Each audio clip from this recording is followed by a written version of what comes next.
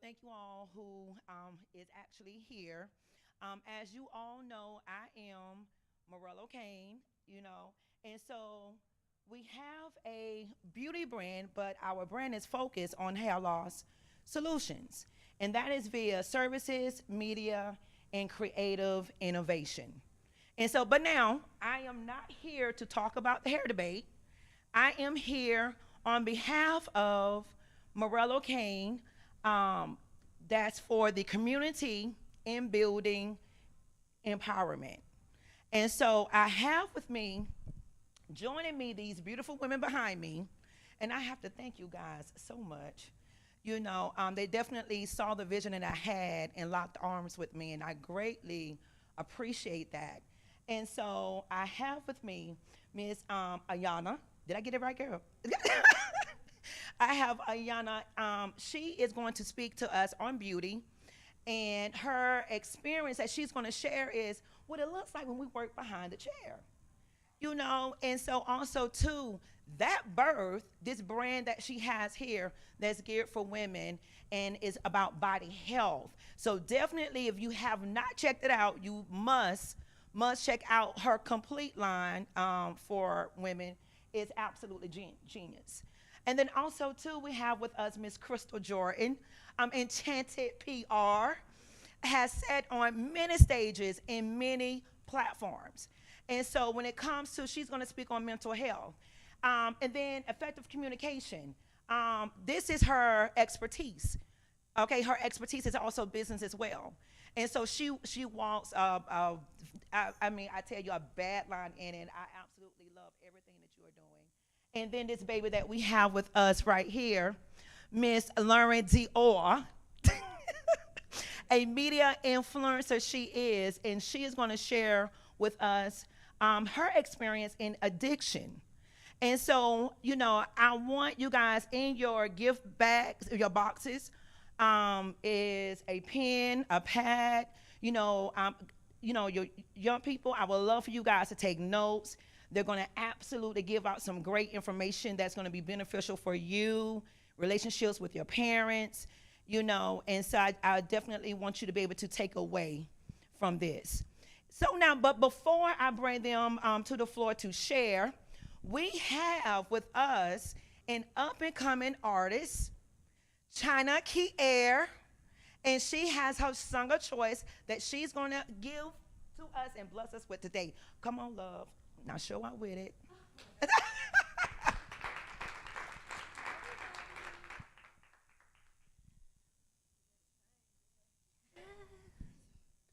Hello, everybody.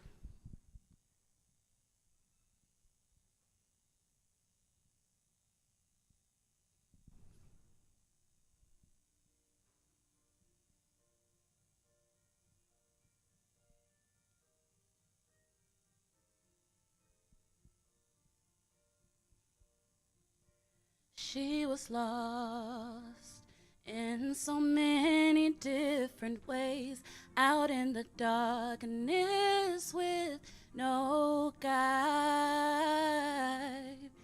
I know the cost of a losing hand, never thought the grace of God go high. I found heaven on earth. You are my last, my first, and then I hear this voice inside. Ave Maria.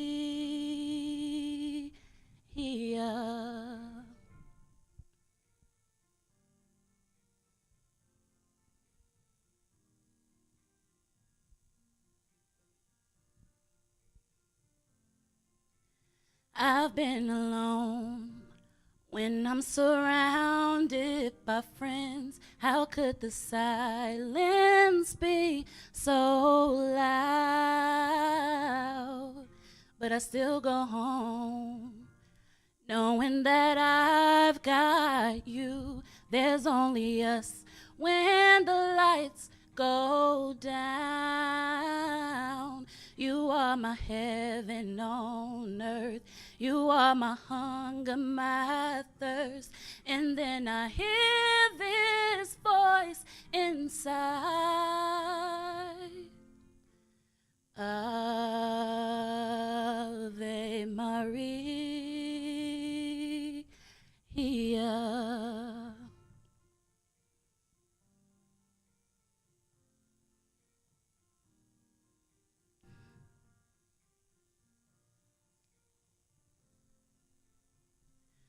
Sometimes love can come and pass you by while you're busy making plans. Suddenly hit you and then you realize side of your hand. Oh, you've got to understand you are your heaven on earth. You are your last, your first, and then you hear this voice inside. Ave Maria.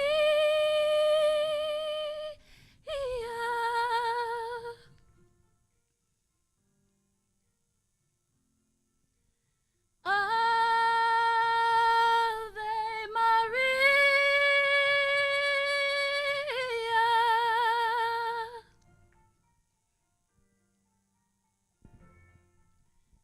Ave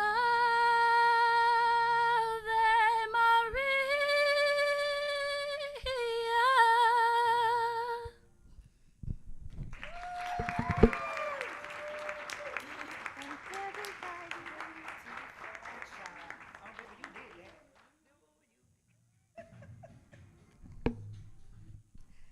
Oh, I wish I could sing like that.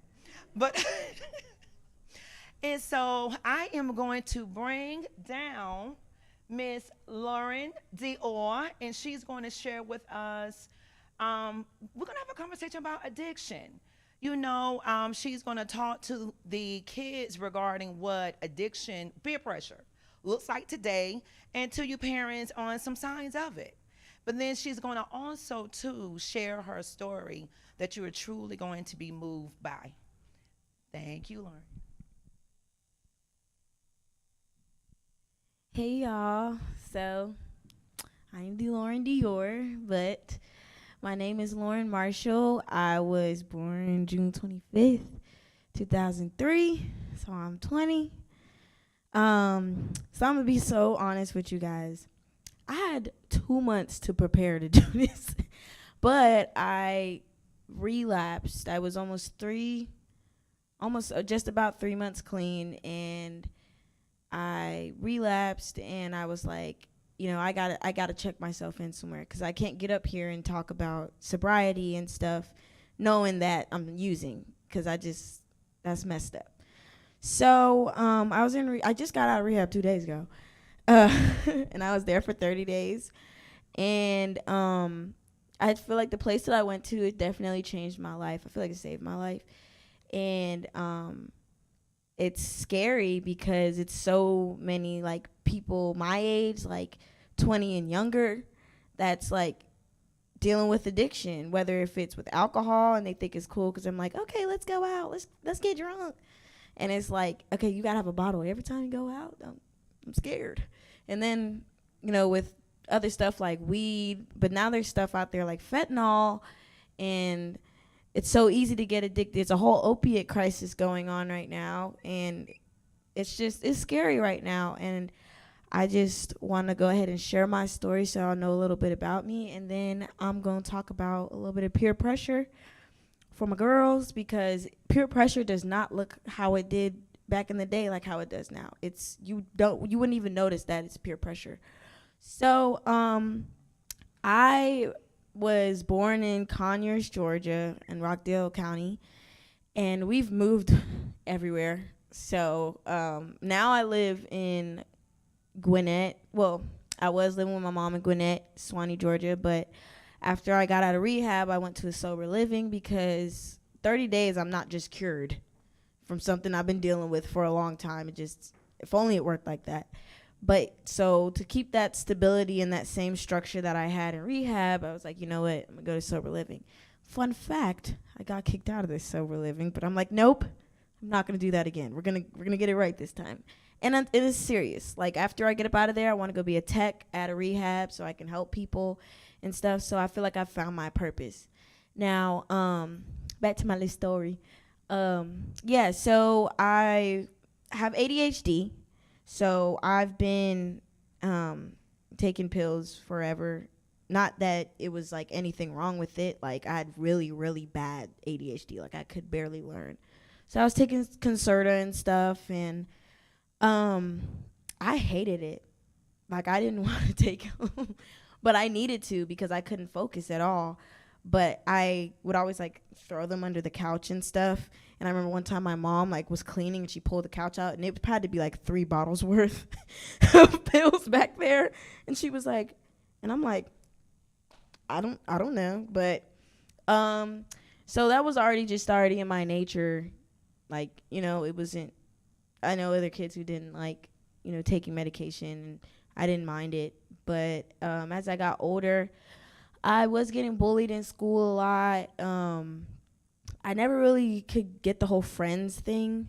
Like, and even with my siblings, like, it was just always kind of weird.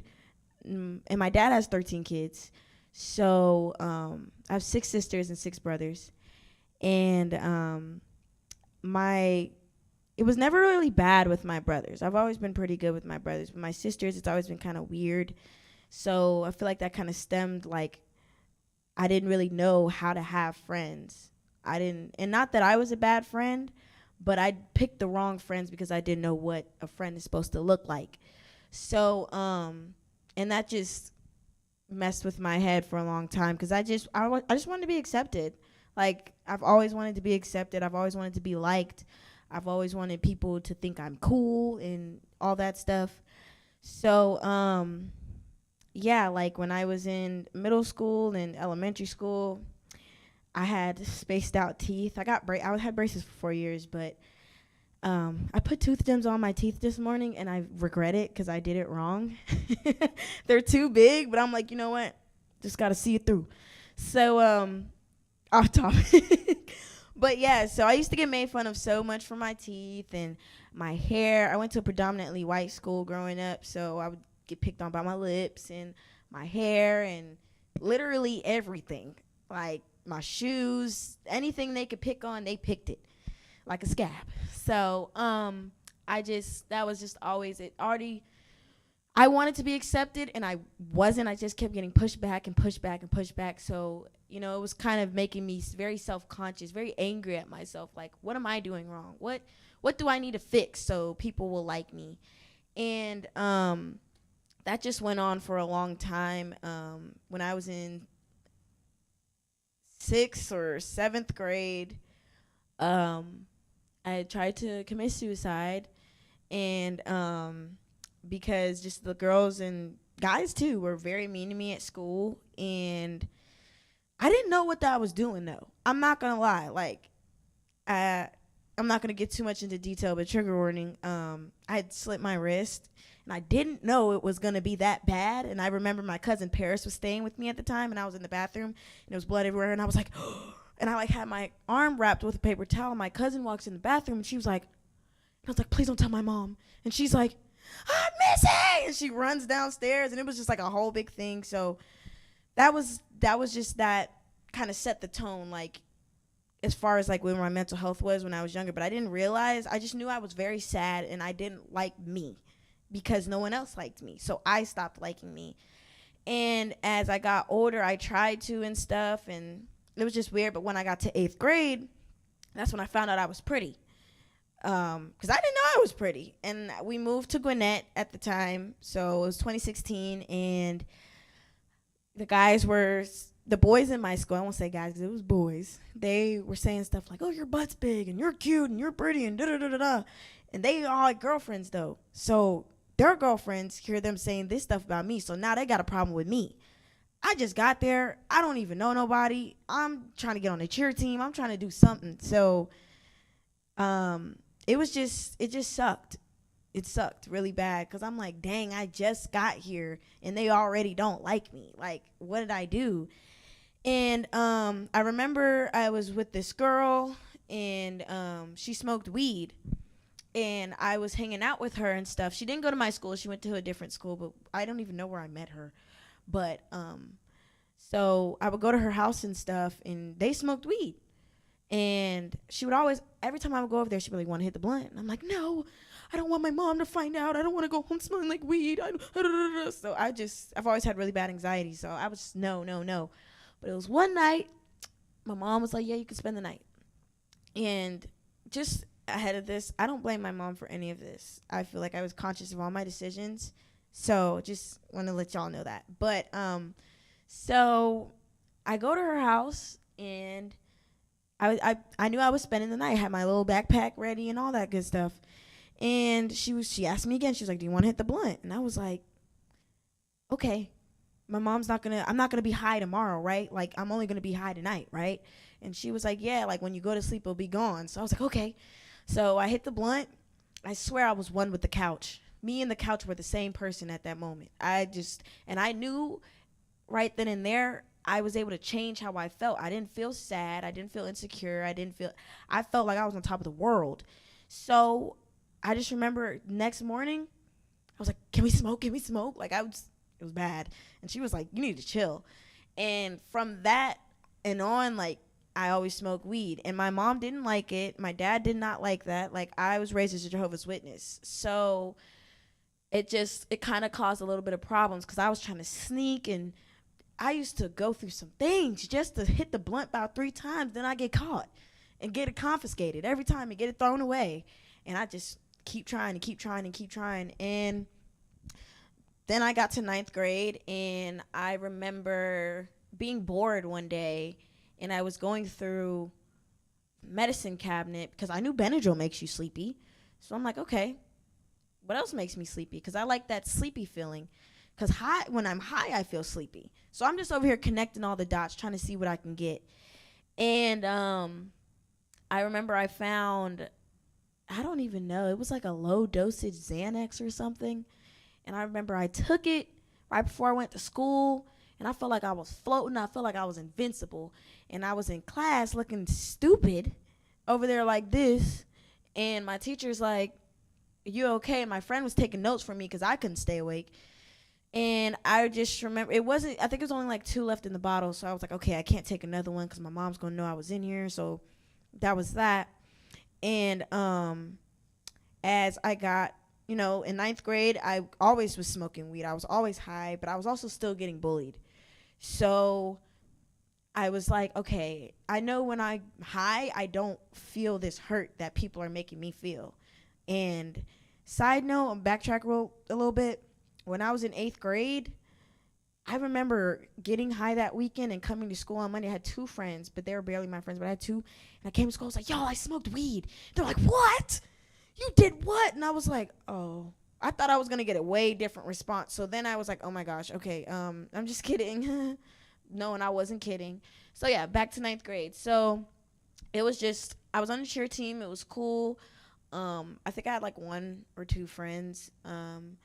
And I just remember, like, I barely remember 9th grade because I just wanted to be high. And I ended up switching schools, and I was at North Gwinnett High School, and then I ended up going to Lanier High School.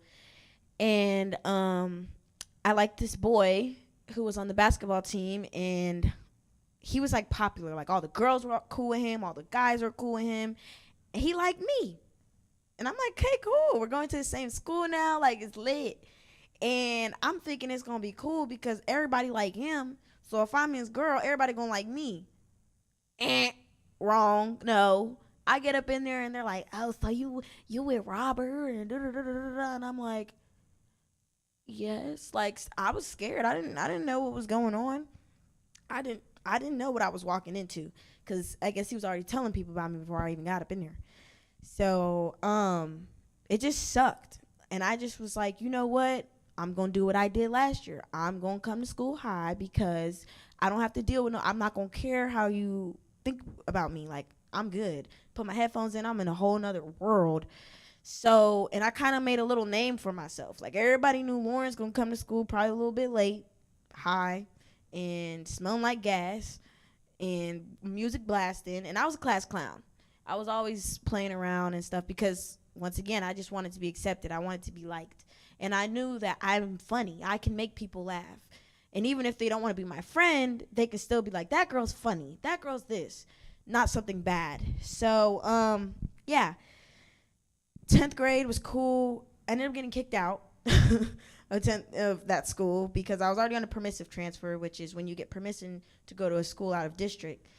And I had referrals on referrals on referrals. Like, I was bad. I've never been good with authority. So the teacher would be like, Lauren, you need to stop talking. I'm like, everybody else talking though. Why are you picking on me? And then she's like, I'm not picking on you. I'm like, you are. Like, I was, if you gave me an inch, I'm taking a round trip, not a mile.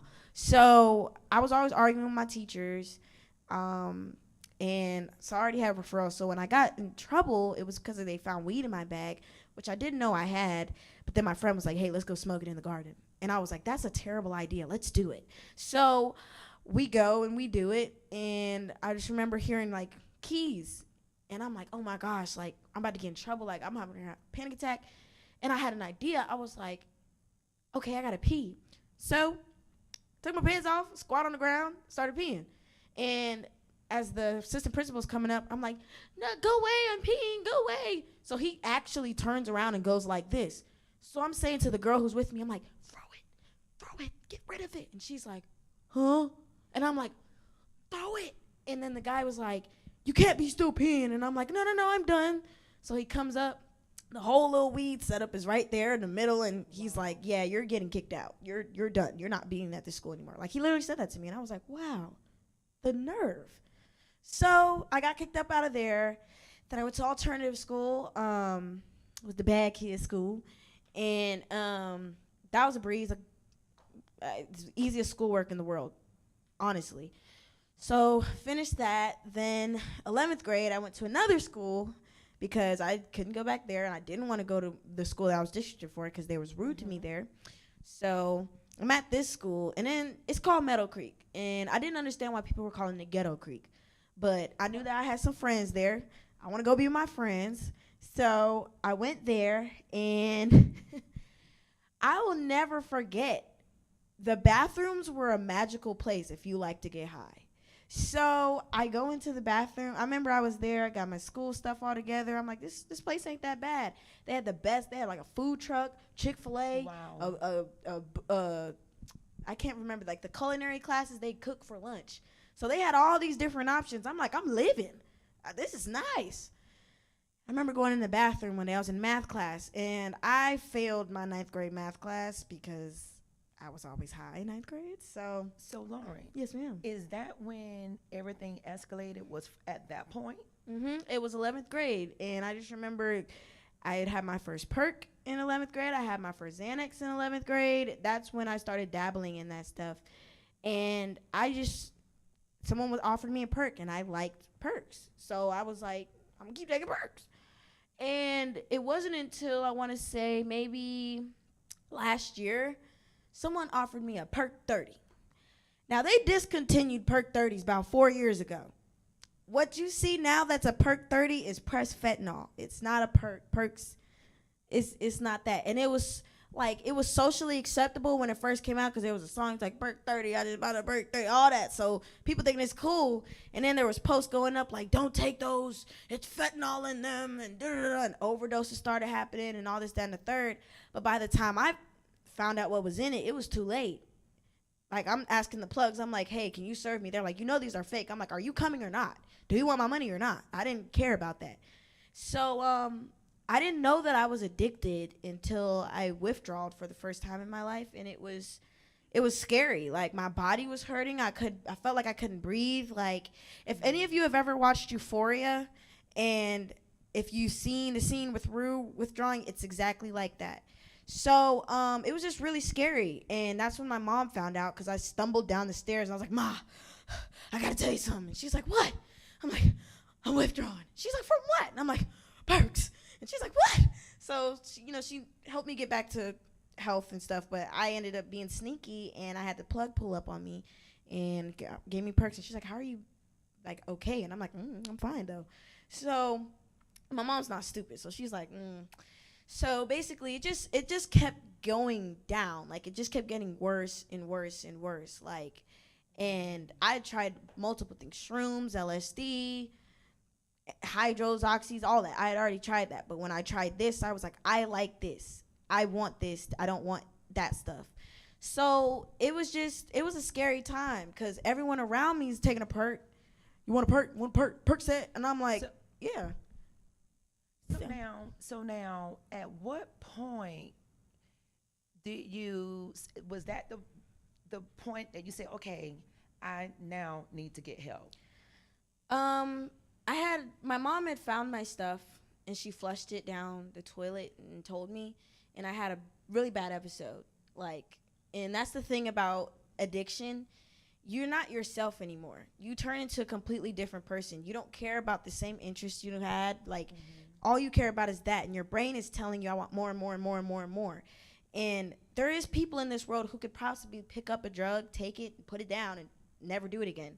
But unfortunately, I suffer from the disease of addiction where I can't pick something up and put it down.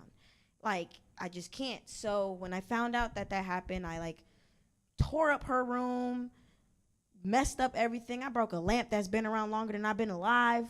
Like, it was just a whole bunch of stuff. And after I smoked a little blunt and I looked around me and I was like, oh my God, I have a problem. So I asked my mom, I was like, can we look for rehabs and stuff? And she was like, yeah. And I went to a rehab and I ended up leaving early because things weren't going my way and I'm a brat. I went to a sober living, got messed. I got totally focused in a boy more than my own sobriety. So now, let me ask you this. So can you share with the students that are here and what peer pressure looks like today? So peer pressure, honestly, it can be something as simple as just, hey girl, do you want to go get drunk tonight? And you could be like, I don't really feel like it. And they'd be like, girl, you lame. Come on, you always in the house. Come on, just come outside, pop out, stuff like that. It's not like back in the day. I know it used to be like, come on, just do it, come on, do it. Like, it was very repetitive. But now I feel like it's just like someone could post a poll on Instagram and it's like, what's the move tonight or something, and you might not swipe up and they can DM you and be like, you never pop out, like, what's up, let's do something. And you're like, nah, I don't really feel like it. And they're like, come on, like, let's just have fun. It's just one night and this, something like that. And it's sad because we don't really notice it. We just look at it like, okay, we're just having fun. And sometimes it really is just that simple as having fun, but you don't even notice it. And peer pressure can also be played off as you seeing everyone else doing something, and because you don't do that, they acting weird towards you. That is peer pressure, because you're going to feel like, well, what's wrong with me? It can either be taken as like, okay, I don't care, or, okay, well, let me just try it because everybody else doing it. Like, it's very enabled now. Like, you don't notice it because everyone else is doing these things. So I think if you keep an eye on those type of things, like, just try to be aware, because it's just going to get worse and worse and less noticeable as time goes on. But and another thing for the moms in here, if anyone, has kids or whatever, it's, as an addict, I knew how to hide my addiction. Recovering addict, excuse me. But I knew how to hide my addiction, especially because I knew my mom knows me like the back of her hand. So I'm guessing that y'all know y'all kids like the back of your hand. Yeah. So it was real easy for me to hide it until it wasn't. And I feel like the things you should notice, if your child is pretty open with you and they start randomly getting closed in, they're doing something they don't got no business doing. I'm sorry to my girlies in here if I'm giving up the tea. I'm so sorry, but I'm trying to save y'all lives up in here. But yeah, like, it starts off with, the distance, random, like, resentment, kind of like you knock on their door, oh mom, leave me alone, why you keep coming to my room, stuff like that. Like, me personally, I can't speak for everyone else on how it would look on everyone else, but me personally, I feel like it was noticeable when I just never came out my room anymore. I was always in my room. And the type of person I am, I got ADHD. I have to move. I can't sit in the same spot and do the same thing all day long. I need to run down the stairs. I need to walk around, open the fridge 4 times, like something else is going to pop up in there, like just doing stuff like that. And I stopped eating as much as I did. And my mama can cook. She cooks a full course meal every night. And I stopped eating.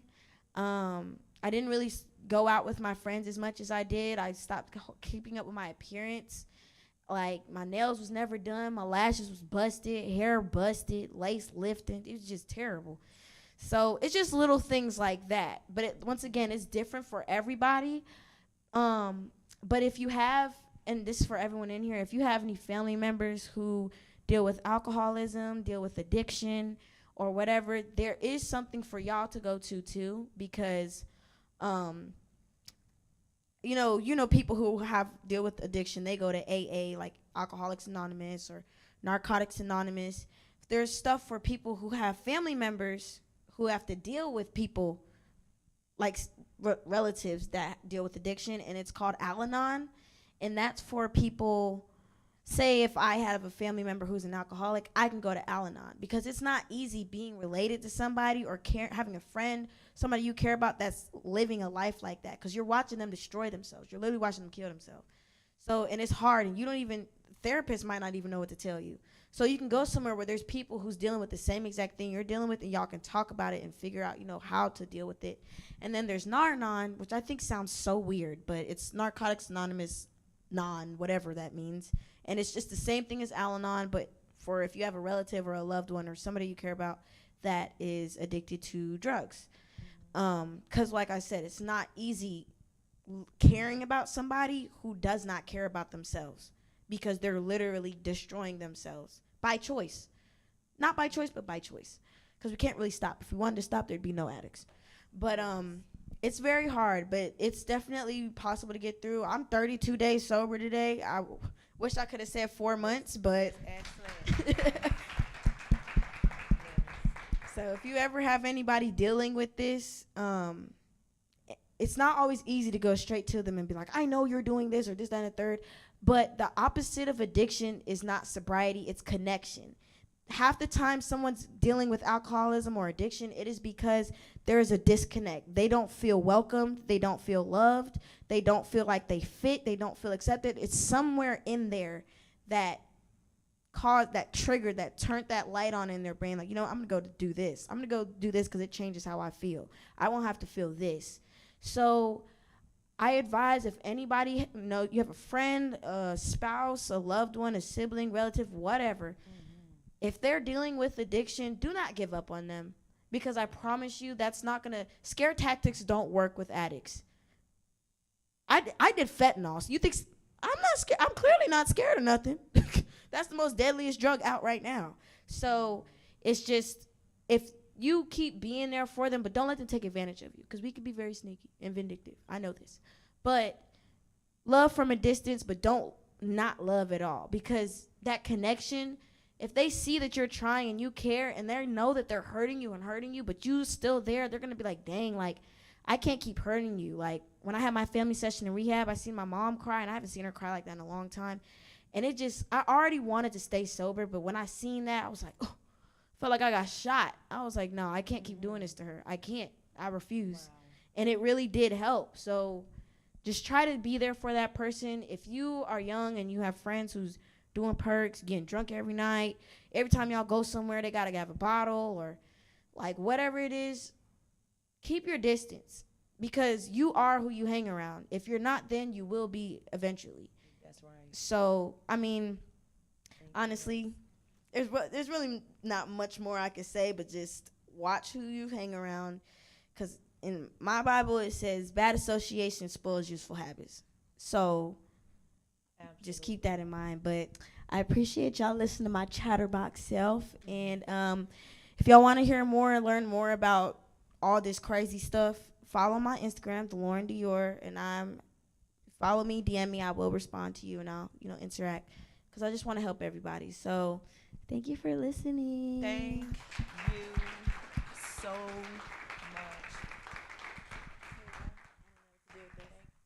much for that amazing, amazing Lauren. And no, baby, you could come just sit right here.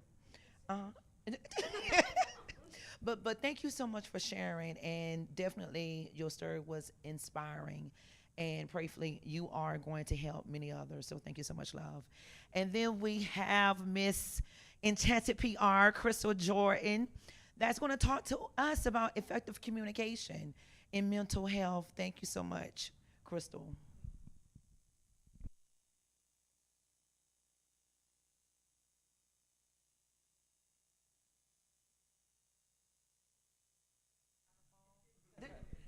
I'm loud from being a cheerleader too. We got that cheerleader voice. But first of all, I just want to say thank you so much to Lauren for sharing that story and for being candid. Can we give her another hand? That takes a lot of courage to do, and so for you to be able to do that so young, it's definitely a testament to the fact that you're on the right path, and we're proud of you. So I wanted to say that. Um, So I want to tell you guys a little bit about myself. I want to talk. I was very honored when Merle asked me to be a part of this, and my friend Marcia, because I feel like my job for so long, my company's name is Enchanted PR, as she told you all, and I did publicity, right? So my job is making things look perfect. So I started doing PR way before Instagram. I'm a lot older than Lauren. Started doing PR way before that. And my job was basically to put clients, celebrities in magazines, and we would make everything look perfect, because in order to get people to buy into things, really you have to convince them that what they're buying into is better than themselves, right? So I did PR for a couple of corporate organizations, and then moved to Atlanta, and I started working with celebrities. And so it was very exciting. I love it, right? I love being able to be a part of creating things, and we're doing photo shoots with celebrities and things like that. But after a while, I started looking at things, and I was like, wait a minute. I have a daughter at home, right? And I'm helping create things that don't look real at all. Like, we'll do a photo shoot with a beautiful celebrity, and then the photographer will take those photos, take about 300 to 400 pictures at a photo shoot, and then he goes through those, and we pick three, right? And then from those three, we edit, Photoshop the crap out of them. And then by the time they get on the front of the magazine, it really doesn't look anything like that original photo, right? And these women are already beautiful, but because we're focusing on what is going to sell and what is the public standard, we create this situation that does not look realistic. We take off any type of cellulite. We take off any type of blemishes. We smooth out edges so you can't even tell it's a lace front. Like, it just, to the point where I started to feel guilty, because I'm like, I'm being a part of creating a false narrative that I know little girls are looking at. Because I remember being a little girl and looking at Right On magazine, which I know none of you have heard of, and that's okay. But looking at magazines and looking at things and thinking, wow, how does her hair look like that? Like, what's wrong with me, right? And so I realized, I remember being on a call with a record label, and they were talking about a female celebrity that was dark skinned. And they were like, well, we can't make her sexy because this is not the look that sexy is. And I remember thinking, oh my God, I'm really being a part of hurting my community that I love, specifically us. I grew up, you know, a lot like Lauren. I think most of us do, trying to figure out who we are, what our value is, comparing ourselves to each other. And we all know in our culture, as African American and women of color, we weren't necessarily considered what was beautiful for a long time. You guys are in a very different, we're in a very different place right now. So when I was growing up, no one that looked like me was on television, save Janet Jackson, which was why I loved her. But everybody else looked very different. And so it was really hard to find, ways to connect with who you are, because you didn't see that. So I realized, I was like, you know what, Crystal, I love doing PR, but I really want to be a part of helping young women understand that what they see and the reality is not necessarily the same things, right? So in that period of time, I've been working with Sierra when she was young, and Sierra was absolutely beautiful from the time she was 17 is when I worked with her. She used to call me Miss Crystal, and she was so sweet. But we would get blog posts like, oh, well, she's too tall. Is she this? And it's like, there's never a point where society says a person is perfect. And if they are perfect, or society is saying they are, best believe they have been manipulated and photoshopped and all of those things. So what I want to talk to you guys about today is, how do you stay strong? How do you as mothers be able to help your daughters understand that they are beautiful? And how do you as young women, because at a certain point your mother is not going to be able to be in your head. Like Lauren just shared her story. And even though her mother and father and probably, family members were very supportive, at some point you have to understand, this is what I have to do for myself. I've got to figure out how to love myself and how to get control of my mind, right? And so what I want to share with you guys today, first of all, I'm going to start with the Bible verse. This is one of my favorite Bible verses. I believe that everything that is going on, a lot of times people think the Bible is like an old book and it's not relative. But if you actually read it, most of our issues are answered in there. So this is the scripture that I'm going to start with today. And it says, above all else, guard your heart, for everything you do flows from it. And it's in Proverbs. Proverbs is one of my favorite books because it talks a lot about how to be wise and how to deal with people and how to make sure that you stay out of trouble. Like, it just has a lot of really good information and wisdom. So I would say to anybody, if you want to start reading the Bible or you don't know what books to read, Proverbs is great, because it's just real life, common sense stuff, right? So above all else, guard your heart, for everything you do flows from it, right? So our heart and our minds are connected, right? So we know that what we see goes into our eyes, we think about it, and then the things that we care about become a part of our heart, right? So I want to talk about, how do we guard our hearts and mind? How do we protect what goes into it? Because part of the problem, we heard Lauren talk about when she would compare herself to other girls, right? Girls were bullying her. You guys have social media. I cannot imagine what it must feel like to be a teenager in this culture, because when we were growing up, we just had to focus on the girls in school. Like, you had to compare yourself with probably around 500 people, but at this point, it's the world. So you really have to understand how to make sure that you are guarding your heart and guarding your mind, because guess what? Your mind is like a computer, right? Your mind actually is what computers were built based on. So what happens when you go to sites that are not necessarily, what if you go to a site that's like a porn site or a bad site? What happens to your computer? Anybody know? No one's been to a bad site? You guys are all great kids. That's awesome.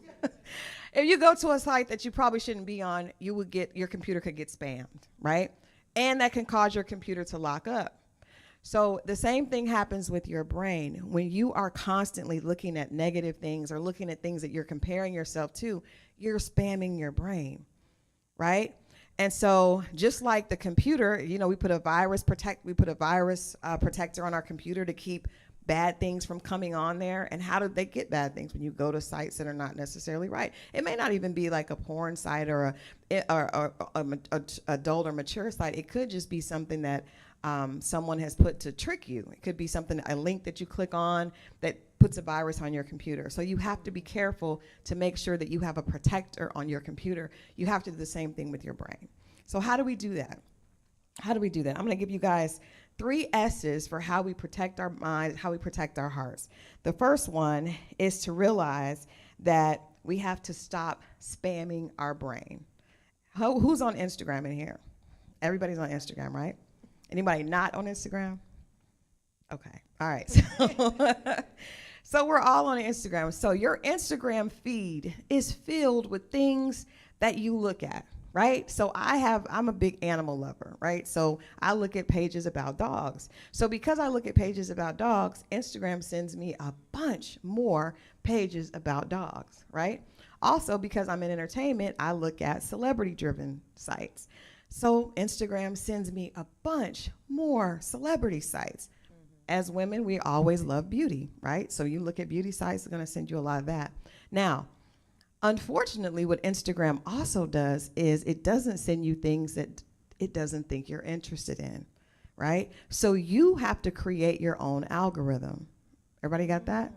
You are creating your algorithm. So if you're constantly looking at women that are, makeup tutorials, and you're constantly looking at other girls that are bragging about what they have, that's going to keep coming at you, right? And most of us don't even realize that we're the ones programming our own algorithms. Now, I'm not saying Instagram won't throw some things in there, but a lot of it is based scientifically on what pages you visit.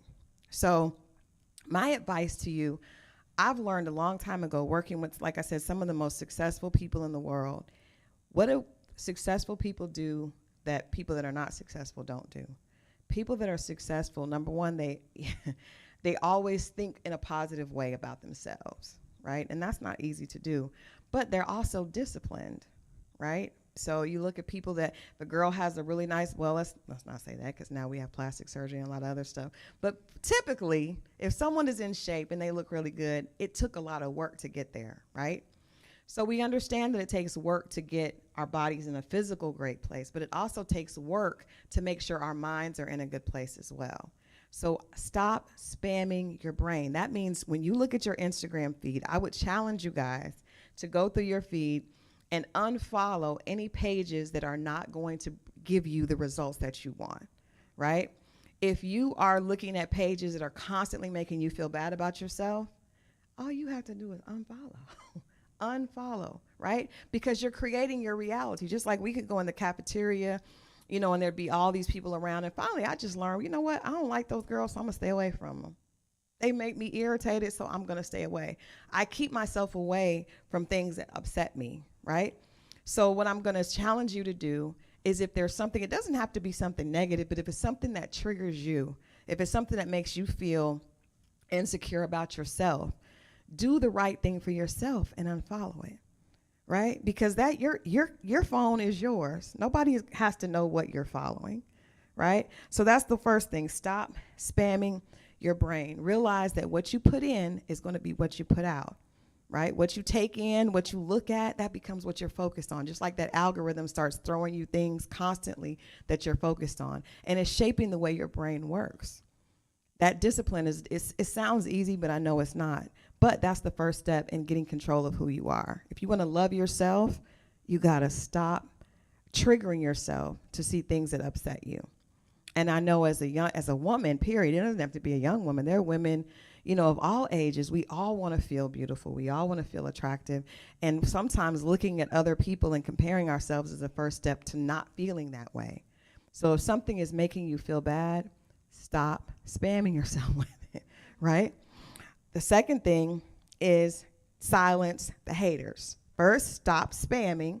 Second, silence the haters. Now, you know what the biggest problem is? Who is our biggest, most of us, the biggest hater to most of us is who? Ourselves. Yes. Hands down, right? So most of us are, yes, we may have other people around us that say negative things, but the person in the mirror is who has the biggest influence on you, right? So if you're taking things that you've been told, or if you fail at something and you're taking that, man, I never can get this right. I hate how my body looks. I hate how my face looks. I hate my hair. You are your biggest hater, right? You are going to be the biggest influence on you. So you have to figure out what you want that influence to be. Do you want to be an influencer do you want to influence yourself to be positive and to love yourself so that others will love you? Or are you going to beat yourself up? Because guess what? Other people learn to treat us based on how we treat ourselves. That's right. So when you see someone who is confident, not cocky and full of it, right? Because some people are loud and act like they're confident, but we know they're not. But if people see that you have a problem with yourself, they're going to have a problem with you too. So you have to get a hold on what it is about yourself. If you have a problem with it, you've got to learn how to fix it. But you have to learn how to change the words that you say to yourself. My uncle gave me a book one time because I struggled with this way past 20, way past 20, right? I think I was in my early 30s. And I have a daughter and a son, but I know from my daughter, as a mother, you know that your daughter learns how to take care of herself based on how you take care of yourself, right? Your daughter learns how to love herself based on how you love yourself. So I wanted my daughter to see me feeling better about myself, and I knew I needed to work on my self-esteem to get so that I would pattern a great example for her. And so my uncle, who was a business coach, he gave me a book that says what to say when you talk to yourself, right? And that book was instrumental in me changing my outlook, because I want you all to know that this is not something that everybody, I have been in the rooms with some of the most beautiful women in the world. I remember sitting at a table, and I think I've told Marsha about this, sitting at a table with Taraji and Kelly Rowland and Gabrielle Union and Chili, right? So I represent TLC. Chili was doing an event, and they were all at this VH1 Honors. And then me, right? So I remember thinking, why am I at this table with these women? Like, I know everybody is looking at them like, okay, we understand why they're here, but what is she doing here, right? So that was going on in my head, like, I don't want to be at this table. And our Chili was like, come on, sit down. I don't want to sit down because, you know, Kelly Rowland looks like a whole Barbie, you know. But the thing about it was nobody else was thinking that but me. Crystal was being the biggest hater to herself. So I had to learn very simply what to say when I talk to myself. So what I started to do was write down affirmations. If everybody heard about that, anybody done affirmations before? Yes. I would just write little things. And you guys, I swear to you, if you all that are under 20 or under 25 start doing this, at this age, by the time you get to be in your 30s and 40s, you will be on some difference. You will be a whole different animal, right? We will be so proud of you. If you can start to do that now, write down, and you don't have to start with a bunch. Just write down, I am beautiful, right? Or what you like about yourself. And every time you feel yourself saying something negative, correct it. Because I had a lifetime, I'm up until 31, 32, I had a lifetime of saying, Crystal, you're too this, you're not this, you're not good at this, you're not, no, you can't do this. I had a lifetime of saying that. So I had to start reprogramming my brain. And it worked. It was slow, it was a slow process, but I promise you it will work. Every time, my uncle gave me this example, so I put a rubber band around my wrist until I could figure out how to stop doing that. And every time I'd have a negative thought, if I went someplace and my hair fell, I'd be like, oh my God, your hair looks good. I'll pull the rubber band and snap my wrist, right? And that was a way for me to train my brain to stop. Another thing I had to learn how to do was when women, you know, we see each other and we say, oh, you look so pretty. First thing we do is, no. Had to say, thank you. Learn how to say, thank you. I want to challenge everybody here. When someone gives you a compliment, you are so handsome, just a very handsome young man, say, thank you. See that? Yes. Very beautiful young woman. And I also have to say, I want to cram a lot of stuff in here because I really want to leave this with you guys. I think this is so important. This is the biggest problem for mental health today. There is no face for mental health issues, right? You have people who look, I can tell you when I looked the best, when I had, my company was going, I was hanging out with all these celebrities, I was probably the most depressed because I wasn't happy with myself. You can't see it. Everybody else thought, oh girl, you look good, you snatched, but I was miserable because I wasn't taking care of myself. So there's no way to detect. It's all about what's going on up here. And the first step to that, I'm not saying that some of us may not need medication, therapy, all that helps. I went to therapy, all of that helps. But the most important thing that you can do is learn to restructure and reprogram the way you deal with yourself, okay? So we're gonna stop spamming our brain with things that we don't need, right? If you don't need to look at Ari, you know, because maybe that makes you feel bad about, then unfollow Ari, right? If you don't need to look at Moneybag Yo because you don't have the money yet and it makes you feel, then unfollow. Because guess what? He's gonna keep on making money. It's not hurting him. But you have to be responsible for what you're doing with your brain. After you stop spamming, then you're going to silence the hater. Most importantly, you're the one that you can control. You can't control what other people think about you. You can't control what other people say about you. But guess what? If I know Crystal is good and you decide you don't like Crystal, I'm okay with that. That's your business. I'm good, right? But if I don't like Crystal and then you say something about Crystal, now I'm hurt. Now I feel like, oh my God, maybe she's right because I think it already. So the first thing that you need to do is make sure that you are silencing the negative words and thoughts that are coming from you about you. Most powerful thing you can learn. The last thing is you're gonna start to supply your brain with love and positivity, right? So first you wanna stop, then we want to silence, then we want to start putting positivity back in ourselves. I think we are teaching, and I'll take this on myself and the other ladies in the room that are of a particular age, right? We've experienced a little bit. It's our responsibility to show you all that are younger that there is more to life than beauty and money, right? Because there's always going to be someone that's beautiful. Beauty is not, I remember when I first moved here, my goal, I remember I would pray, like, I just want to be pretty. I just want to be pretty. And then I remember I moved here and I was having a conversation and this guy said, okay, so, you know, you're pretty, but then what? I was like, well, then what? That's what I got. That's what I got, right?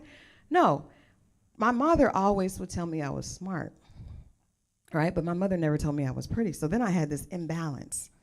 What you need to understand is that beauty and external looks, if you put your faith and your value in that, that is going to change, and it's not enough.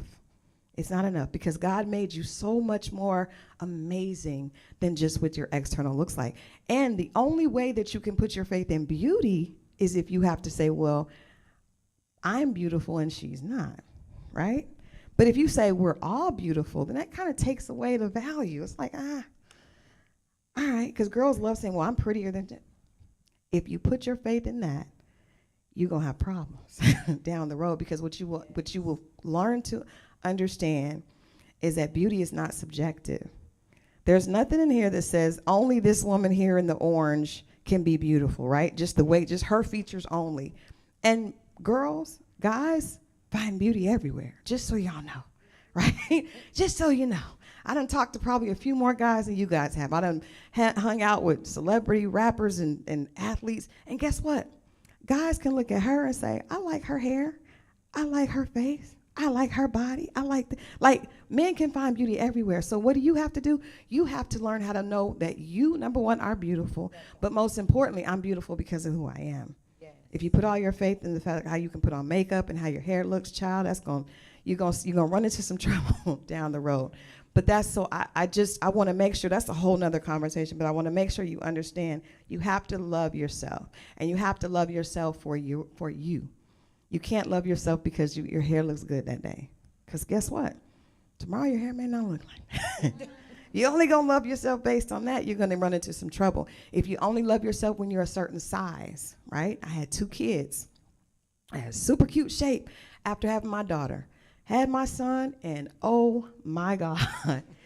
If my relationship with Crystal was based on that changed. That goes up and down, right? And I have to know that I'm Crystal regardless of how big I am, or how small I am, or how shaped I am. That's not what makes me Crystal. Now, I can try to be the best Crystal I can be, but that's not who makes me myself. I have to learn to love myself for me, right? I would say to you, young ladies, practice one more thing for me, please. And this is different with your generation. You know, we all pull up Instagram and Snapchat, right? And we all put the filter on our face, right? I promise you, if you cannot look at yourself without that filter and love yourself, that's going to be a problem. It's going to be a problem, right? And you know why it's going to be a problem? Because that's not you. And when you meet people and when you talk to people and you go for a job or you go to talk to a guy, he's not seeing that filter. So many of us, we're creating mental issues for our young women because we're encouraging them to put this filter on. This filter looks like a Kim Kardashian type. I don't look like that. Now, I'm not saying that you should never use it, but what I'm saying is fall in love with you. Fall in love with you. And how do you do that? Because I know that sounds like rhetoric. How do you do that? Step by step. You know what? I like my eyes. That's special to me, right? Next thing you know, find something else about yourself that you like and keep saying those things to yourself. Things that you don't like, what do? Silence that. Silence that. And pretty soon you'll start to grow and your brain will start to be trained to think the way you want to think. And that's a brain that's built for success and health. A brain that is constantly telling you what you're doing wrong and why you don't look good and why you're not enough is a brain that's going to lead you to anxiety, a brain that's going to lead you to addiction, and it's a brain that's ultimately going to take you away from success, right? Because it's really difficult to be in a place, God opens a door for you, gives you an opportunity. It's really hard to walk through that door if you don't love yourself. It's really hard to walk through that door if you don't feel worthy. So you have to do the work to get yourself in that space. So I would say love the beauty, all the amazing beauty products that we have nowadays. We all love them. But at the end of the day, you have got to learn how to be able to get out of the shower and look at yourself, your beautiful self, the way God made you, and realize there's value.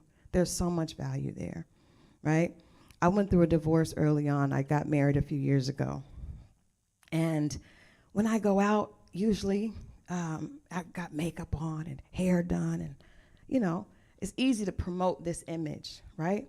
But when you're in a real relationship, and those of you that are married in the room, you know, that's not the reality of what that person sees every night. I was talking to an influencer, a very, very popular one. I'm not going to say who she was because I don't want to put her business out, but she told me that she was dating this rapper, and she would get up every morning before he woke up, and she would put a full face of makeup on. Wow. And he'd never seen her without her lace front.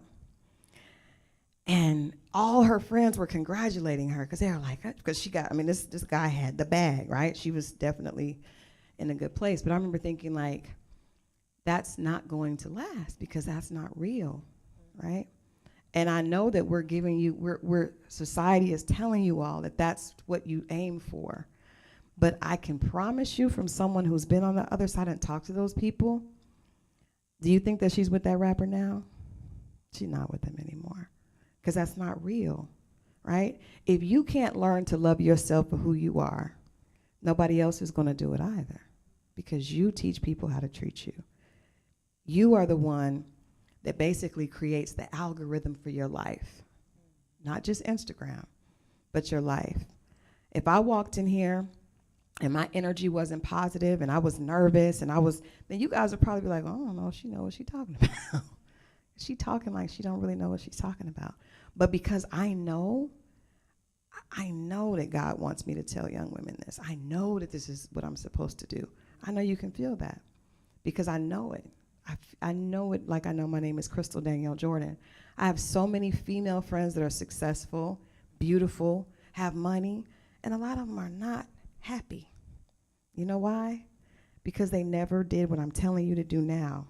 They never learned how to love themselves. So that what they did is they went and they got weave and a job and a degree and a house and stocks and bonds and a bad car and a bag. And guess what? You take all that away, they don't know who they are. They're unhappy. And that's not wrong. That just means that a lot of us didn't know how to do this work when we were your age. So you have the benefit of being able to learn from our mistakes.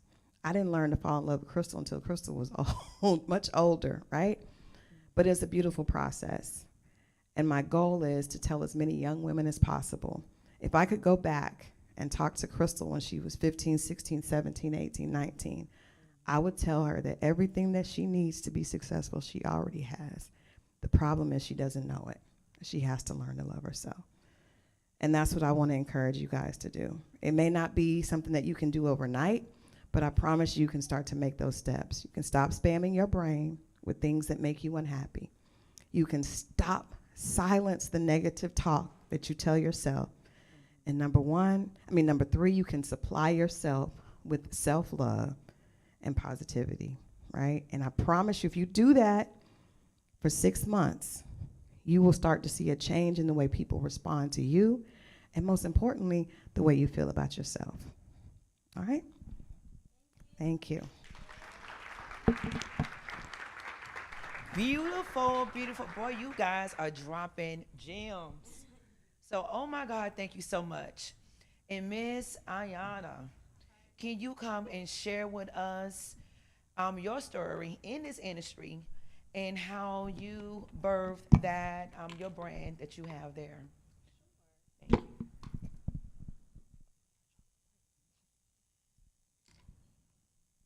So, hi, you guys. Today we're going to be discussing beauty, self-esteem, the benefits of self-care, how it's important to show up as the best version of yourself, and how every day the best version of yourself is different. we're going to be discussing your vaginal health and your gut health and your brain health.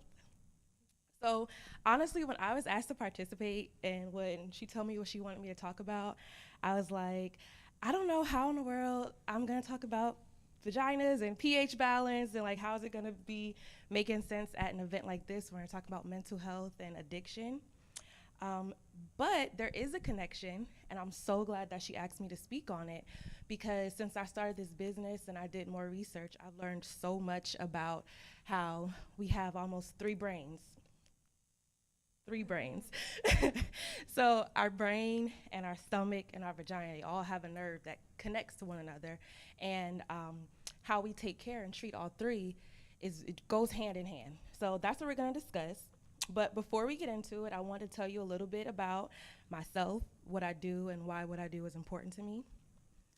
So my name is Ayana, and I go by Ayana Hanaya. That's my brand. So y'all, I get nervous talking to people, so I might talk fast or look around a lot, but it's not because I don't know what I'm talking about.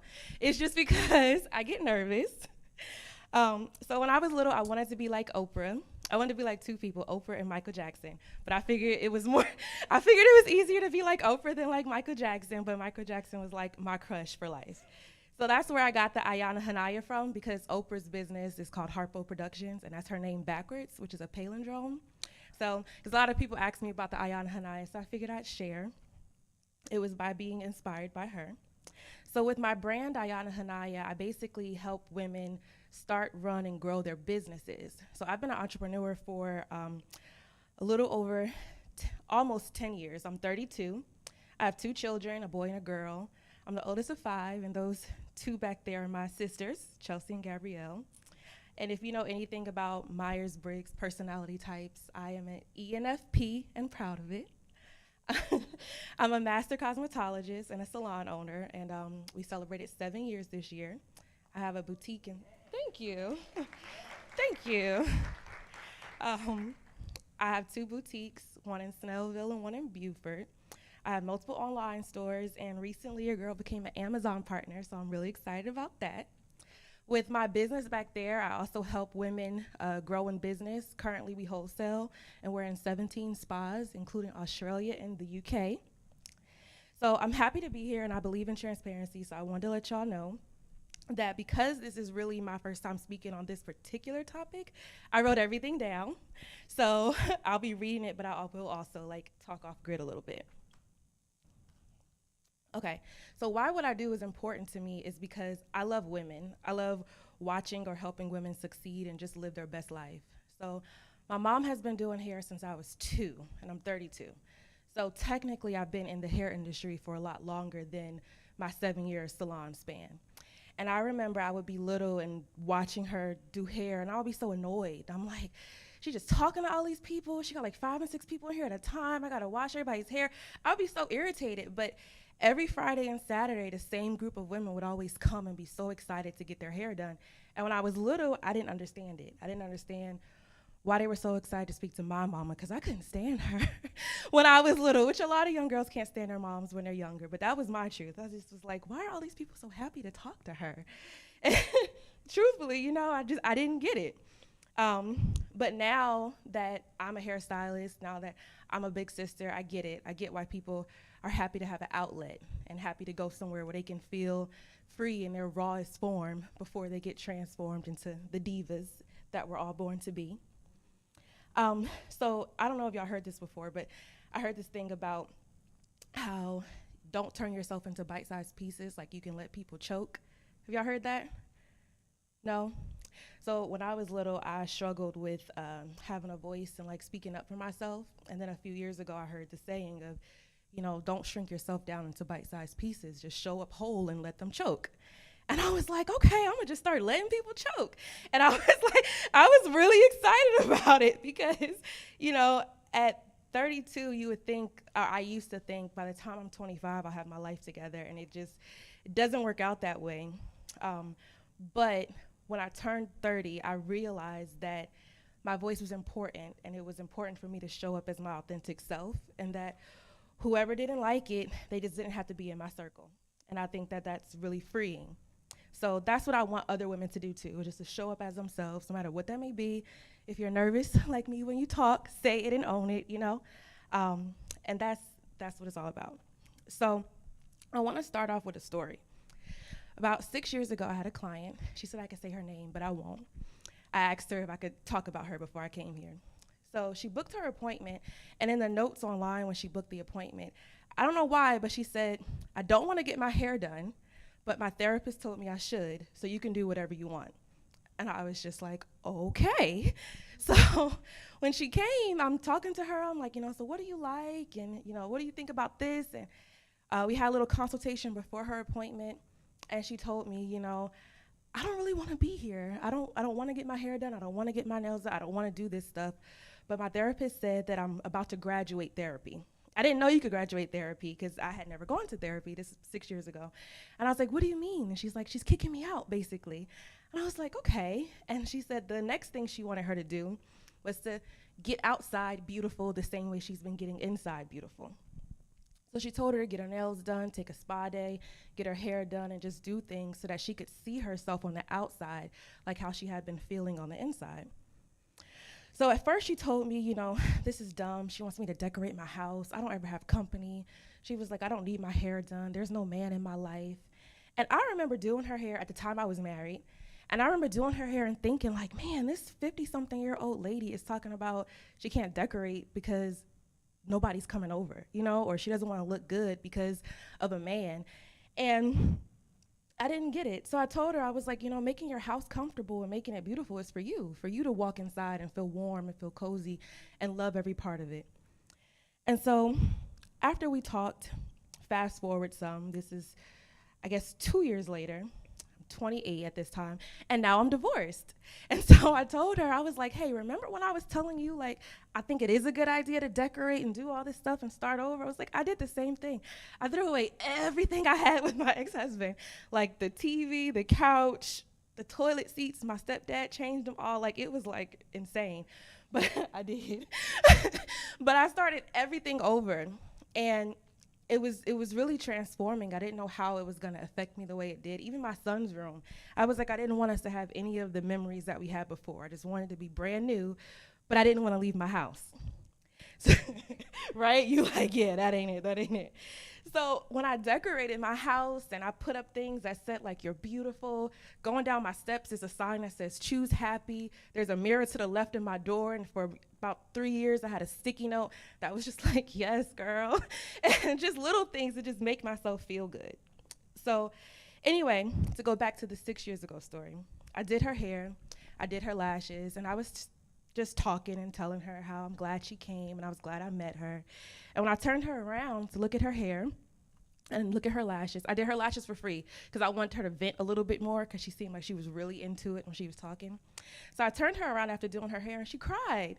And she was like, wow, like I didn't even know this could be so transformative and make me feel so powerful. And I think that was when I really realized that me doing hair was more than just making people look good, that it really made them feel good too. So why does it matter? Why does my client story matter, or what I did after a divorce?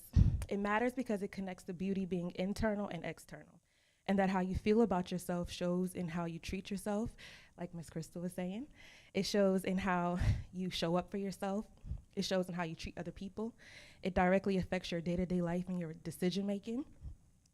And a lot of times people hear beauty and they just think like, that's just what's on the outside. That's just lashes. That's just makeup. And it starts within, but then it glows without. So when you start to do your work inside, I think you should also do your work outside, because then you just create the life that you just want to live. There's a saying that says, I create the life that I don't need a vacation from. And I'm all about that. I am all about that. Yeah, you too? I'm all about that. So I'm all about creating a life I don't need a vacation from, building businesses that my sisters can come be with me to participate in. And I came and spoke with her before on a podcast, and my daughter came with me. So I think it's important to build a life that you love. So the first thing we're going to do is talk about how to build your self-esteem, because you can't build a life that you love if you have low self-esteem, because kind of like a circle, you're not really loving the life that you're living to build it if you're not really showing up for yourself and loving yourself properly. So let's dive into some roles that having a healthy self-esteem contribute to. So I'm going to give y'all like some bullet points. So if you want to write them down, you can. If not, that's cool, but just want you to know. So the first thing is your emotional well-being. So healthy self-esteem is linked to better emotional well-being. Like Ms. Krista was saying, when you have a positive self-esteem, you're more likely to experience positive emotions. You have better coping mechanisms when facing difficulties. I'll give you an example of when people say the cup is half full or it's half empty. Our dad is a very half empty kind of guy. Whenever I tell him a business idea, he's like, Choppy. He calls me Choppy because my cheeks used to be like a lot bigger than this when I was little. And he'd be like, Choppy, I don't know. Like, that's a lot of money. I don't know if you could do that. You know, it might be easier to just do something else. And then whenever I do it, he's like, I'm so proud of you. When am I going to retire? You know? And then you have the people that are the half full. Like, oh my gosh, what can I do with this half a glass of water? I could do a lot. You know, I could make it happen. So your emotional well-being, it has a lot to do with how you decide to cope and how you decide to go and make decisions, whether it's left or right. The second thing is resilience. So a lot of people with higher self-esteem, they tend to be more resilient to setbacks and challenges. The third is a reduced vulnerability to mental health. So y'all, I looked this stuff up, and it was in an article from July 2021. Her name is Ariana Stiles. And she said that low self-esteem is a risk factor for various mental health conditions, including depression, anxiety, eating disorders, negative self-perceptions that can contribute to negative thought patterns and feeling of worthlessness. And that 41% of young girls and women at ages 6 to 23 suffer from eating disorders because of their low self-esteem. So I looked that up and I wanted to point it out because it's crazy how much what you feel about yourself can really do to your outside world. Number 4 is healthy relationships. So your positive self-esteem enables you to establish and maintain healthier relationships because when you value yourself, you're more likely to set healthy boundaries and you want people around you who value you too. I was gonna give an example, but I don't wanna talk about my ex-husband no more, so I'm not gonna give an example because I wrote down my example and I'm like, I don't wanna say it. So anyway, number 5 is motivation and achievement. So higher self-esteem is associated with a greater sense of self-efficacy, which leads to an increased motivation and helps you pursue your personal goals. So now that we discussed raising your self-esteem and how it can improve your mental health, I want to talk about investing in self-care. So I didn't know it, but I have been talking about self-care for years on my Instagram. And last year when I wanted to pivot and kind of change direction, somebody suggested, like, why don't you do lifestyle and self-care? Because you share business stuff all the time. That's what I would normally do and discuss and talk about is like marketing, branding, customer service, building a business, how to do wholesale. And they were like, you know, you should kind of pivot and talk about lifestyle and like self-care because you'll post something about a business, but all your examples have something to do with how you feel or how you show up. And I was like, okay. So I want to talk about that. I want to talk about some self-care things that you can do that can help you be your best self. The first thing you could do is practice self-compassion. I will say that I'm so hard on myself. So like even here today, so I'm 225 pounds and I'm so mad about it because in January I was 200 pounds. And I was just like, what is wrong with me? Like I didn't gain all this weight. I went to an event and they were taking pictures and all I could see is my double chin. But then everybody else was like, girl, you're so pretty, you're so beautiful. And like with one of her essays, like if we just hate on ourselves, we're self-haters. And I was just like, while she was talking, I'm like, I need to get over myself, you know? And give myself some compassion, you know? So treat yourself with some compassion and kindness and understanding because honestly, we give it to other people. I know me in relationships, I've given so much grace and so much compassion to somebody else and they treated me like this because of this or, oh, they had that going on. And I don't ever give it to myself. My best friend died last year and I went through a period where I just sucked at everything. I was sleeping for months. And I said to one of my girlfriends, I was like, I don't know what's wrong with me. I'm so irritated with myself. I've been sleeping all the time. I'm waking up late. And she's like, your best friend died. That's what's wrong with you. And I'm like, no, but that shouldn't stop what I'm doing. And she's like, what would you say to me if my best friend died? You know, what would you say? And I'm like, I would tell you that that's been your best friend for 14 years. Like, it's okay. Just relax. And she's like, so the next time you're so hard on yourself, ask yourself, what would I tell Brittany if she told me what I'm telling her right now? And I was like, okay, I can do that. And so it's hard to give yourself compassion. It's hard to show up for yourself the way that you show up for others because we're hard on ourselves and we put so much pressure on ourselves to be something that nobody else really even expects for us to be. Number 2 is set boundaries. I suck at this, but I'm getting better at it. I'm working on it because I went to therapy, and I've learned you have to like get into a relationship with a therapist so you can leave them if you want to and go find a new one and don't stick with it if it's not working for you. But when I went to therapy, it was a questionnaire, and when I filled out the questionnaire, she was like, well, that's part of the problem. Your boundaries suck. And I was like, oh, okay. Like, that's a thing to say on your first therapy session. But she was right. My boundaries did suck. I always said yes. I never said I don't feel like it. I never said I'm too tired. I never said I'm not okay. I just felt like I needed to show up and show out for everybody else. So setting boundaries is really important. I'm just gonna say prioritize your physical health, but I don't be doing that all the time, but I just wanted to make sure I said it so that y'all know it's important to prioritize your physical health. Number 4 is engage in activities that you actually enjoy. It doesn't have to be something that makes you money. And I've had to like make myself do that too. I love to paint. Painting does not make me money. Sometimes the paintings look like, oh, and that's okay. I enjoy it, it's peaceful. I have wine, a lot of it, a few glasses, and I just paint and I enjoy it. And then I put it in my closet and I don't ever look at it again, but it just brought me some type of peace of mind. Connect with supportive people, that's number 5. Like Miss Dior was saying, it's really important to have connection. For me, I had to learn that I needed to open up more when I wasn't okay, instead of just suffering in silence.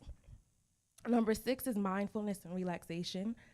I like to pray, and I don't like to journal, but I found that journaling helps me, so I do that. It helps you too, yeah.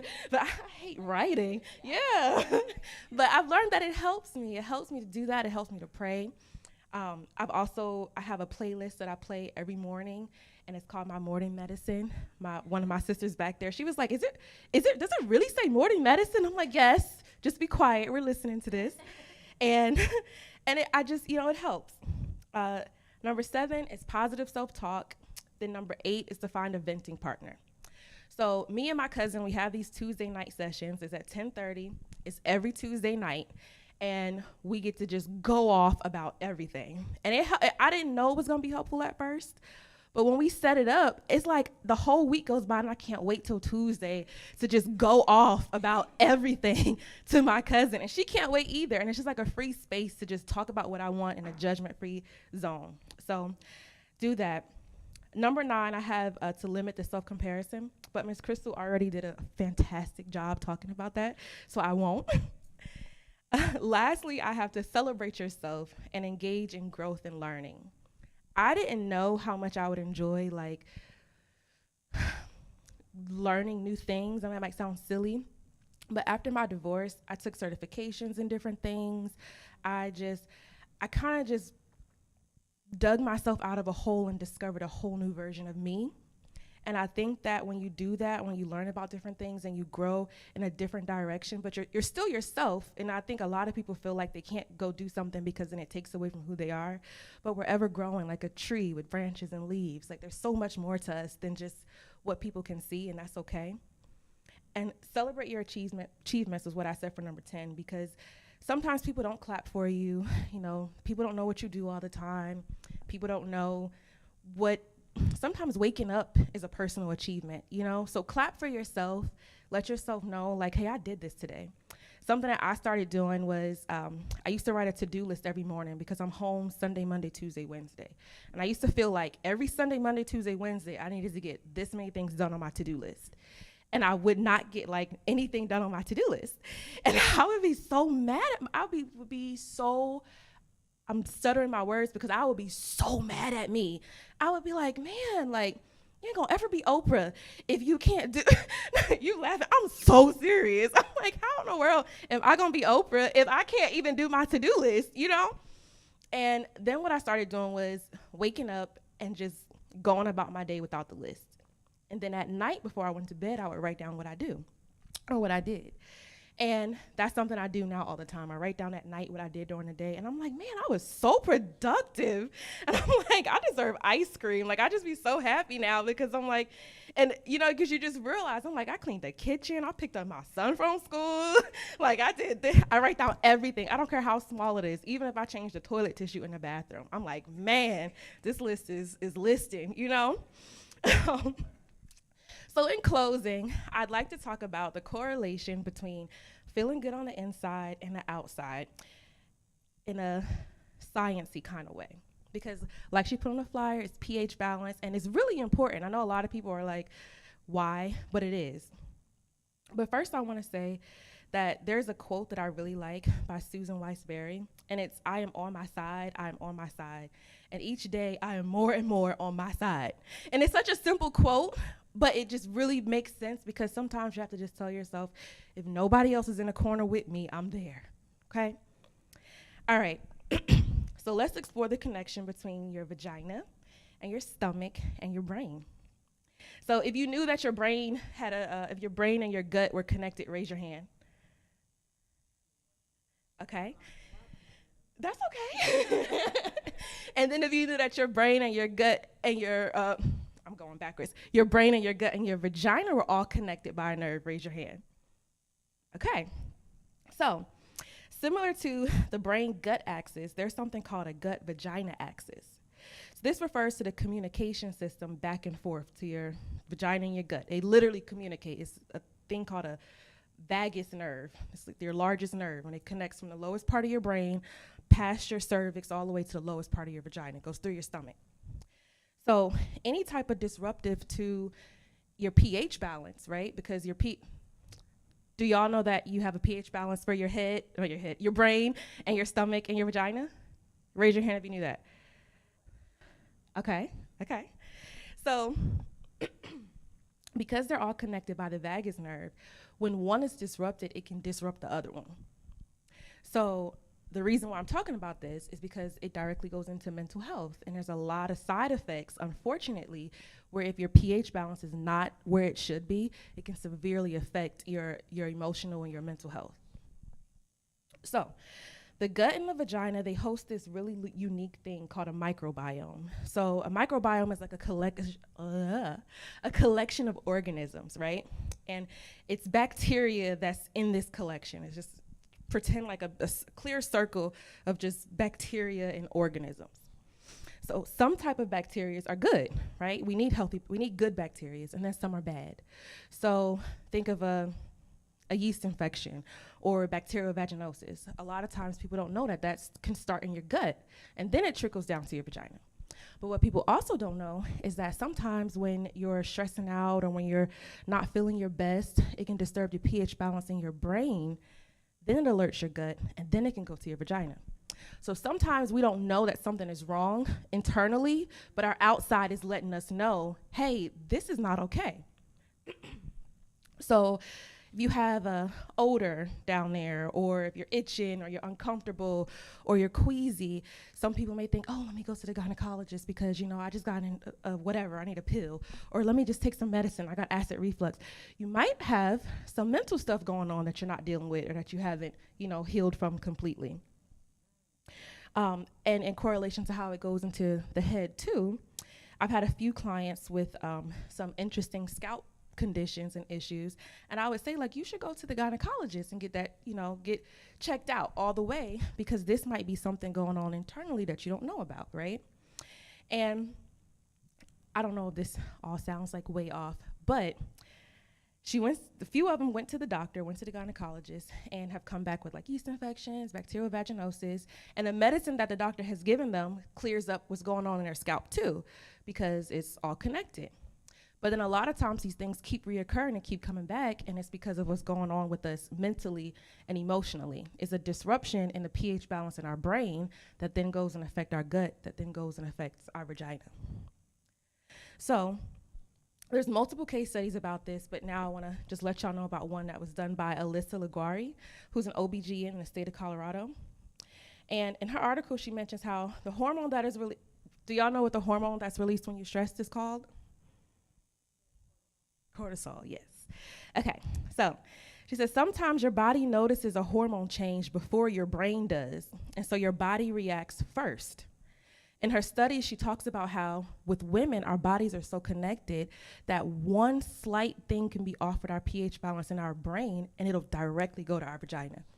which is vaginal health is so important. And I didn't know this. I started my business a year ago, and that's how I got into it. I was like, oh, this is a big deal. Like, our vaginal health can do so much. Think of when you're PMSing, or I suffer from PMDD, different things that we go through with our menstrual cycle. It directly affects how we feel about ourselves, mood swings, what we have a taste for. It's all connected. So anyway, in her study, she talks about how sometimes you don't even realize that you're so overwhelmed mentally, and because your brain can't recognize it, it starts showing up through your gut and through your vaginal health. She said the research has proven that the effect on cortisol levels from those who are depressed, not doing too well mentally, on the pH balance and the blood flow is overwhelming. She said it increases sexual discomfort, it increases infections, odors, negatively impacts your cycle, can intensify your PMS, has severe negative effects on those who are going through perimenopause. She said the hormonal imbalance in the vagina that weakens the protective bacteria can leave you with other issues, including unpleasant discharge, smells that are unpleasant discharge, thicker than usual discharge, irregular periods, mood swings, prolonged periods of hopelessness, feeling severely depressed and suicidal, having pelvic pains that can mimic those of mimicking those of giving birth, suffer from vaginal dryness and migraines. And that's not even all of it, but I didn't want to just list all in all. So our brain, did anybody know what our brain pH should be? 7. So does anybody know what pH stands for? Ooh, I like that, personal health. You know? You know it.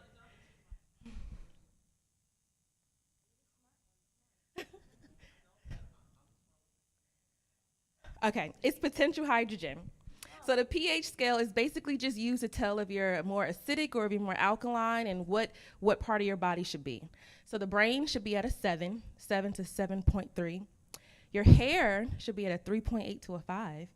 And your vagina should be around a 4.5 to a 5.5.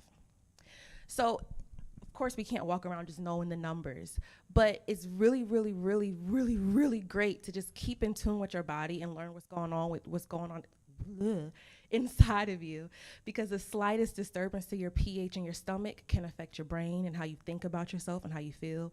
The slightest disturbance in your vaginal pH can affect your brain and how you feel about yourself and what you think. And again, like, how do I say it? I'm thankful that she asked me to talk about this, because I didn't realize how important that I even thought it was until I was asked to speak about it. And when we talked, I was like, you want me to talk about what? And she's like, you can do it. I know you can. And she's like, you know what you're talking about because you were talking to me about it. So you could do it. You could do it. And I'm really appreciative to be able to talk about it, because even in studying more and more, I've learned that a disruptive pH balance in your vagina, it can cause panic attacks, it can cause mood disorders, it can cause severe fatigue and drowsiness, and it can mimic the signs of depression. I'm not saying that you might not be depressed or you might not have a mental health, disorder, but what I am saying is that sometimes how we take care of ourselves and our brains and our stomachs and our vaginas, that can be what's going on with us too. So that's it. How do we fix these things? I don't know, because unfortunately,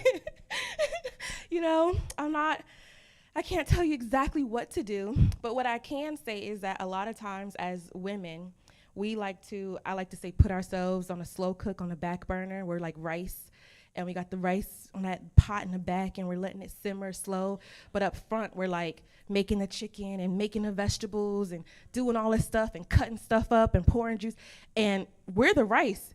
And by the time we're done doing all this stuff, the kids, the man, taking all care of all this stuff, we forget that the rice is on, which is us. We forget about ourselves, and the bottom of the rice is just burnt. And we're like, Dad, we gotta make this rice all over again?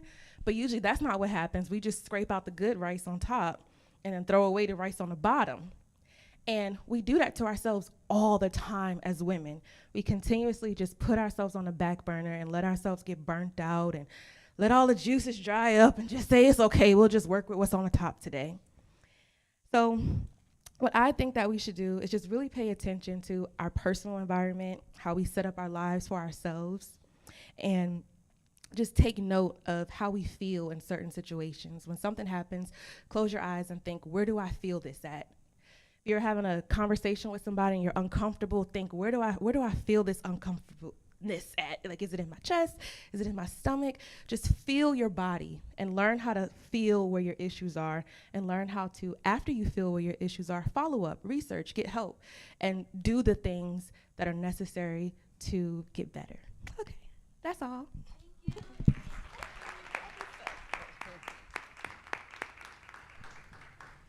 Thank you, ladies, so much for sharing. And when I tell you, it is truly important to have these discussions with our young ladies, because as adults, we did not know, and we have battled with issues and trying to figure it all out at our age. So how much more impactful would it be? But then also, too, I'm just wanting to say that I'm just so excited that this series right here is truly important for me. It's called the Rooted Series. And it's the Rooted Series because, it's understanding the root. God is our root.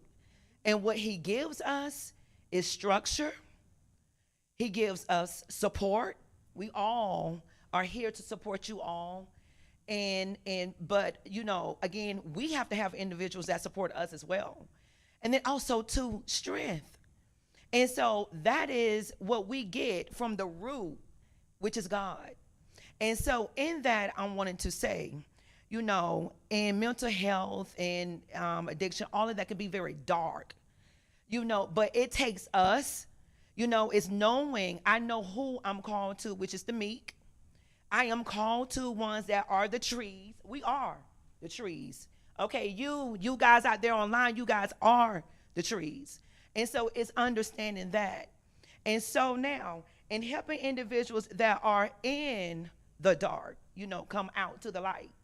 Now, do all of you have your light sources? And so in that, I am wanting to say, let's light up. Let's be about change. Okay.